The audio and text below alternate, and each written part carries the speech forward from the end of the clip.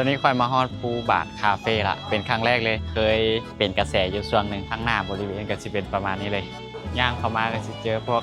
บาร์น้ำมีเบียร์มีอย่างตัวนี้จะเป็นบรรยากาศของห้างทางในนะจะเป็นประมาณนี้เลยก็จะมีคนมานั่งกินข้าวกินกาแฟอย่างเขตนี้วิวทางหลังค่อยก็สิติดกับแม่น้ำซองแบบนี้เลยการโต้ตั้งก็จะเป็นประมาณนี้ตัวนี้ก็จะเป็นทางขึ้นไปทางห้องพักแล้วก็ห้านอาหารอยู่ทางหลังเขานี่บอลนี่จะเป็นบอลที่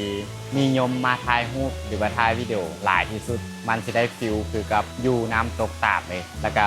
วิวทางหลังไฟเบื้องนี่ก็จะติดกับแม่น้ำซองแบบนี้ก็เป็นภาพที่สวยงามเลยเพราะว่าใครก็ตามที่มาบางเวียงช่วงนี้ก็มักสิมาถ่ายรูปอยู่ภูบาทคาเฟ่เสียอันดับต้นๆของการมาลินบางเวียงเลยค่อยก็มาภูบาทคาเฟ่เป็นสถานที่แรกของการมาเที่ยวบางเวียงในมื้อนี้ในครั้งนี้ที่จริงค่อยก็มาหลายครั้งหลายเทื่อแล้วมาบางเวียงแต่ว่ายังบ่เคยมาจากคาเฟ่แบบนี้หากมาเป็นครั้งแรกเลยที่นี่จะมีทั้งพวกเครื่องดื่มกาแฟอาหารแล้วก็ที่พักอย่างก็มีครบหมดเลยอยู่ข้างๆกันมันจะมีทางลงไปหาน้ำซองแบบนี้ช่วงนี้น้ำจะ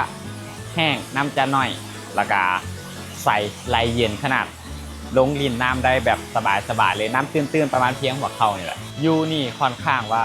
ได้วิวที่สวยงามแบบทุกมุมเลยแนมไปเบื้องนี้ก็สีเห็นแม่น้ำซองไหลยาวเหยียดลงไปแนมมาเบื้องนี้ก็สีเห็น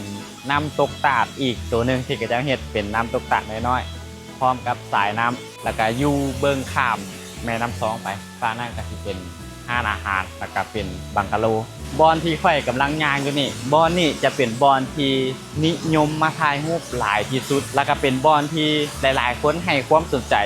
มาบางเวียงก็ต้องได้มาถ่ายรูปอยู่บอลนี่เคยเป็นกระแสอยู่ช่วงหนึ่งสำหรับตัวน้ำตกตาดนี่จะมี2บอลที่ค่อยกายมาเมื่อกี้หันบอลน่าจะใหญ่กว่าและบอลนี่จะเป็นน้ำตกตาดที่น้อยลงมาแต่ว่ายูนี่ก็ให้ฟิลที่สวยงามเพื่อกันย้อนว่ามันมีวิวที่ติดกับแม่น้ำซองไงก็เลยเป็นภาพที่สวยงามเลยตัวนี้จะเป็นบรรยากาศทางเทิงบอลที่ข่อยนางโซนทางลุมจะนางอยู่ติดกับน้ำซองแบบนี้เลยโซนนี้ก็สิ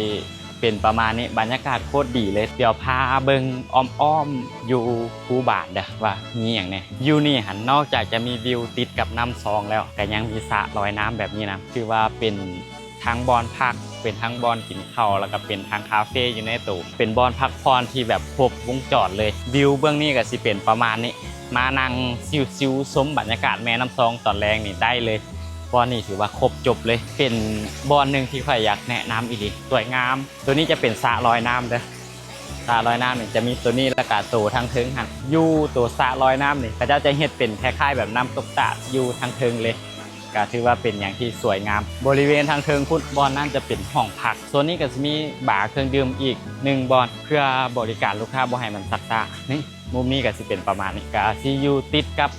แม่น้ำซองทั้งหมดเลยบ่ว่าสิอยู่โซนตัวใดถือว่าตกแต่งได้แบบสวยงามก็มีดอกไม้เอียงเต็มไปหมดเลยตลอดทางย่างนี่ก็ให้ความรู้สึกผ่อนคลายสุดๆทางนี้เวลาเฮาย่างลงมาเฮาก็สิได้เจอกับน้ำซองแบบนี้ชมวิวได้อยู่นี่จะเป็นบอลเวลาเฮาลองเรือแล้วก็เจ้าจะมาสิ้นสุดทริปการลองเรือนะอยู่โรงแรมตัวนี้แหละส่วนนี้หันแม่นน่าจะเฮ็ดใหม่ยังบ่ทันแล้วตัวนี้น่าจะเป็นบาร์น้ำแล้วก็มีบอลนั่งแบบชิวๆชมบรรยากาศอยู่นี่หันจะเย็นขนาดจะเป็นบรรยากาศใหม่ๆถ้าใครยังบ่เคยมาลองมาสัมผัสแนะนำให้มาเลยแต่บรรยากาศโคตรดีเลยอยู่นี่เป็นบรรยากาศที่บ่อยากงูบอดไปใส่เลยสวยงามอีหลีบอลไทยรูปงามๆบอลนี่ก็ถือว่าเป็นทางเลือกอีกบอลหนึ่ง